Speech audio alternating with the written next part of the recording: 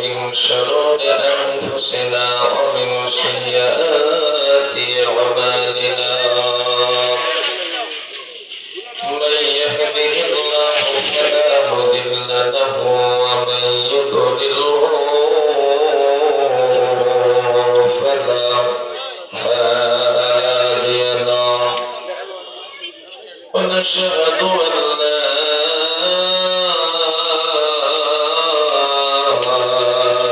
إله إلا الله وحده لا شريك له وأشهد أن سيدنا وحبيبنا ونبينا وشفيعنا ومولانا ومرشدينا محمدا عبده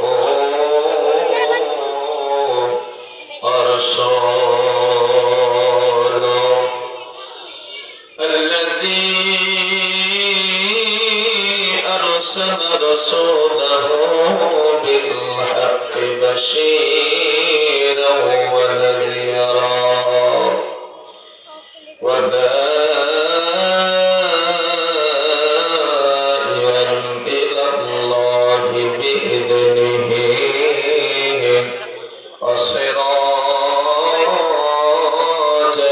منيرا فقد قال الله تعالى في كلامه المجيد وفي فرقان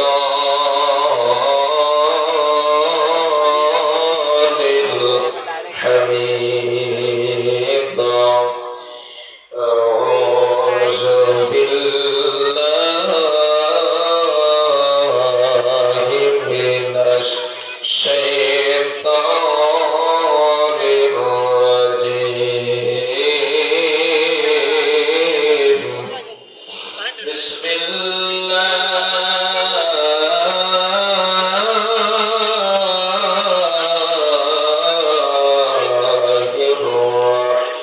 الرحمن الرحيم إن الله وملائكته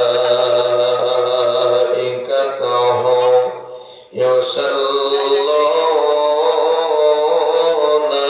على النبي يا أيها الذين آمنوا صلوا عليه وسلموا تسليما اللهم صل على مولانا محمد وعلى آل سيدنا مولانا محمد اللهم صل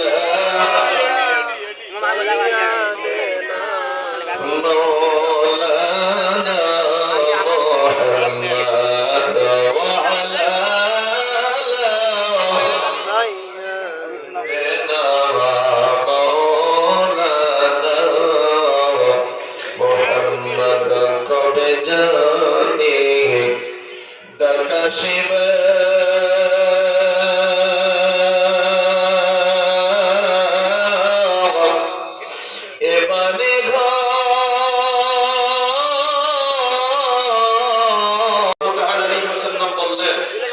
তোমরা এই জন্য বেশি বেশি করে দান সাদকা করবা, কারণ আমি আজকে জাহান্নামের ভিতরে সবচাইতে তোমাদেরকে বেশি দেখলাম। আফসোস, মা বোনদেরকে সবচাইতে কোথায় দেখেছে? জাহান্নামে বেশি দেখেছে। সমস্ত মহিলারা ডাক দিয়ে বললেন, হুজুর আমাদেরকে তো আপনি জাহান্নামের ভিতরে দেখলেন, আমাদের অপরাধগুলা কি কারণে দেখেছেন এটা কি আমরা জানতে পারি? মা বোনেরা কথাগুলো খুব মনোযোগ সহকারে শ্রবণ করবেন। রাসূল কারীম সাল্লাল্লাহু তাআলা আলাইহি ওয়াসাল্লাম তখন বললেন, বলে না ভাই আপনারা একটু ওটা তাড়াতাড়ি লাগা একটু ক্যাবটা বন্ধ করেন।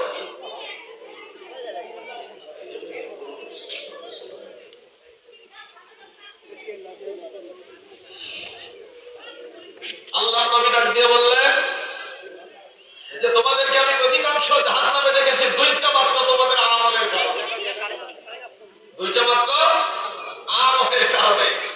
এক নম্বর আমল হলো তোমরা বেশি হলো অকৃতজ্ঞ। তোমরা কি বেশি অকৃতজ্ঞ? যেমন করে অকৃতজ্ঞ, কার উপর অকৃতজ্ঞ? তোমরা তোমাদের স্বামীর উপরে বেশি অকৃতজ্ঞ থাকো, স্বামীর উপরে বেশি অকৃতজ্ঞ থাকো। স্বামী একটা কাপড় কিনে এনে দেয়, তোমাদের ভালো লাগে না, পছন্দ হয় না, অথচ স্বামী একটা থ্রি পিস হোক কিংবা যেটাই হোক তার কথা সামনে দেয়। কোন স্বামী চায় না, কোন বাবা চায় না যে তার সন্তানাদিগুলো কষ্টে থাকুক, তার স্ত্রী পরিবারগুলো কষ্টে থাকুক। তারা তাদের সর্বোচ্চ দেওয়ার চেষ্টা করে আমার ফ্যামিলি, আমার পরিবার পরিজন যারা রয়েছে তারা যেন কি থাকে, সুখে শান্তিতে থাকে। তো দেখেন 500 টাকা দিন রোজ বর্তমানে যে বাজার, 500 টাকা দিন রোজ কামলা দিয়ে আপনাদেরকে সুখে শান্তিতে রাখা গরিব মানুষের খুব কষ্টকর। এই জন্য আপনারা তাদের উপরে অকৃতজ্ঞ হবে না। এই সম্পর্কে একটি ঘটনা আমি পড়তেছিলাম।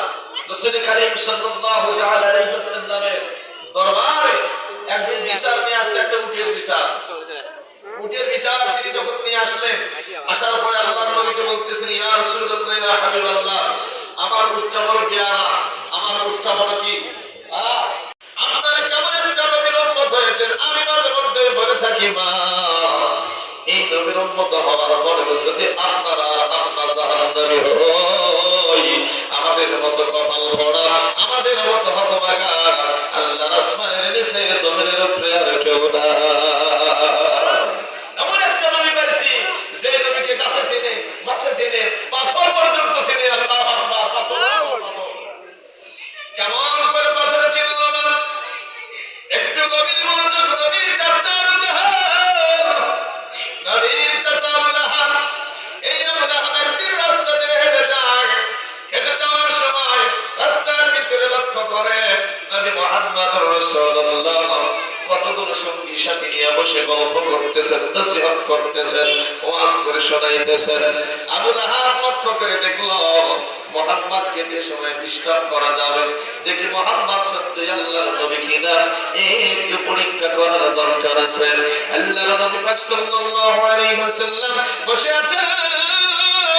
এমন সময় আবু লাহাব আল্লাহর নবীকে পরীক্ষা করার জন্য, অপমান করার জন্য পথের মধ্য থেকে কয়েকটা পাথর তুলে নিয়েছে হাতের ভিতরে। পাথর তুলে দেওয়ার পর কি করলেন বাজার, পাথরগুলো হাতের মধ্যে নিয়ে হাঁটি হাঁটি পা পা করে ও মা বোনেরা আমার আপনার নবীর সামনে দাঁড়ায় গেছে। যদি করুন সুবহানাল্লাহ। শুধু আমরা পুরুষদের থাকি সবাই নবী, শুধু আমার নয়, নবীর আপনাদের ওলামায়ে কানা লাকুম ফি রাসূলিল্লাহি উসওয়াতুন হাসানাহ। আল্লাহ রাব্বুল আলামিন বলেছেন, ও নরনারী তোমরা যে হও না কেন বিশ্বের উত্তম আদর্শ হলো তোমার নবীর ভিতরে। জয় বল সুবহানাল্লাহ। আজকে আপনাদেরকে সাধুকে দেখে ওর আদর্শ ভিতরে ঢুকায়, আজকে পপিকে দেখে ওর আদর্শ ভিতরে ঢুকায়। মা বোনেরা মনে কষ্ট নেবেন না। আজকে আপনারা মানে এভাবে ভাবে, এভাবে বাতিল ভাবে, বোরকা নাই, স্বাধীনতা আপনার বজায় নাই, আপনি মনে করেন যে যেভাবে ইচ্ছা রাস্তাঘাটে চলাফেরা করতেছেন। আপনি যদি জানতেন একটা পুরুষ আপনাকে কেমন করে দেখে, তাহলে আপনি যদি একটু খেয়াল করতেন, বাড়ি থেকে যখন বের হতেন লোহার বর্ম বানাই না, লোহার কাপড় চোপড় বানাই না, শুধু দুটো চোখ ছাড়া সব কিছু বের করে, মানে চোখ ছাড়া সব কিছু ঢেকে ঢুকে আপনি বাড়ি থেকে বের হতেন। কিন্তু আপনি জানেন না পুরুষরা আপনাকে কিভাবে দেখে। আল্লাহ তো আপনাদেরকে ঘর থেকে বের হতে নিষেধ করে না, বের হতে বলেছে বের হও। তুমি বাজারে যাও, মার্কেটে যাও, সব অনুমতি দিয়েছে ইসলাম। তোমাকে শুধু ঘরে থাকতে বলে না, ইসলাম সব অনুমতি তোমাকে দিয়েছে। তবে বলেছে অপরণা বিমুতি করতে না, তাবার রোজনা তাবার রোজনা জাহিলিয়াতি গুলো তোমরা বের হও, অসুবিধা নাই। তবে জাহিলি যুগে মহিলাগুলো যখন হাত পায়ে আনা গেঞ্জি পরিয়া, বর্তমান তো সেই সময় চলে এসেছে, বর্তমানে সে সময় চলে এসেছে, হাত প্যান্ট গেঞ্জি পরে ছোটের মধ্যে মিষ্টি বাগে হ্যাঁ স্বাচ্ছন্দ্য। আপনারা মনে করতেছেন মা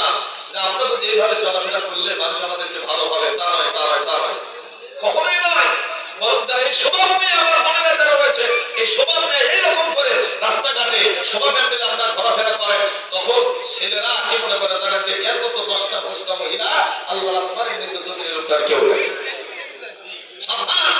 আপনারা নিজের ওজন নিজে কমাইতেছেন। মাগো, আপনি যদি বোরখা পরে ঘোরাফেরা করেন, আপনি যদি শালীনতা রক্ষা করে চলাফেরা করেন, ছেলেরা আপনার পেছনে লাইন দিয়ে করবে, কিন্তু আপনারা নিজেদের সম্মান নিজেরা নষ্ট করে ফেলতেছেন। এই যে 14ই ফেব্রুয়ারি চলে গেল, পার্কের মধ্যে যায় দেখেন একজন আরেকজনের কোলের উপরে মাথা দিয়ে ঘুম পাড়তেছে, একজন আরেকজনের কোলের উপরে মাথা দিয়ে চলাফেরা করতেছে। পুলিশ ঢুকে এমন বাড়িয়ে শুরু করে দিছে, যার কোলের উপরে যার মাথা কাছে তোকে বিয়ে করা লাগে।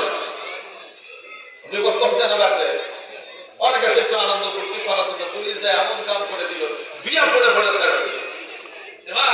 বোনের আপনারা যারা রয়েছে, অত্র মাদ্রাসা ছাত্রছাত্রী বাবারা তোমরা যারা রয়েছ, আমার বোনের মতো হও, কন্যার মতো হও। তোমাদের কাছে আমি অনুরোধ করে যাচ্ছি, তোমরা যখন বাইরে বের হবা, বিশেষ করে যুবতী শ্রেণী যারা রয়েছে, যুবতী মেয়ে যারা রয়েছ, তোমরা যখন ঘর থেকে বের হবা, দয়া করে বোরকা পরে সুন্দরভাবে বের হও, কোনো অসুবিধা নাই। শোভা হয়েছে গ্রামে, আনন্দ উল্লাস তোমরাও করবে, অসুবিধা নাই। কিন্তু তোমরা যদি তোমাদের লিমিটটা বজায় রেখে চলাফেরা করো, সমাজে তোমাদের দাম বেশি হবে, কমবে না। জোরে করো সুবহানাল্লাহ। আপনারা মনে করতেছেন ইসলাম আপনাদের দাম কমাইয়া দিয়েছে? কমাইয়া দেয় নাই। নবী মুহাম্মদুর রাসূলুল্লাহ আপনাদের দাম 100 এর উপরে 100 দিয়েছে। সুবহানাল্লাহ। পৃথিবীতে এমন কোন মানুষ বলে নাই যে মার পায়ের নিচে সন্তানের বেহেশত, একমাত্র নবী। আপনি কি আমার হাতে হাত দিয়ে কালেমা পড়ে মুসলমান হবেন? আমরা হাত দিয়ে বলে অবশ্যই হব। হব না কেন রে মুহাম্মদ? তবে শর্ত হলো আগে তুমি বলো, তারপরে তোমার হাতে হাত দিয়ে কালেমা পড়ে মুসলমান হব। আল্লাহর নবী বলেন, চাচা আপনার হাতের ভিতরে যা আছে আমি সাক্ষী দেব না। ওই বস্তুটাই যদি সাক্ষী দেয়, ওই হাতের ভিতরে কি আছে তাহলে কি আপনি ঈমান আনবেন?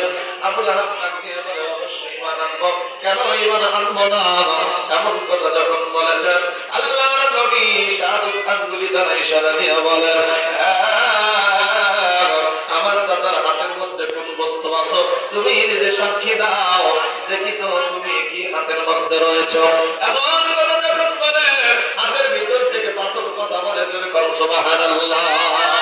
হাতের ভিতর থেকে পাথর বলে, আশহাদু আল্লা ইলাহা ইল্লাল্লাহ মুহাম্মাদুর রাসূলুল্লাহ। সাল্লাল্লাহু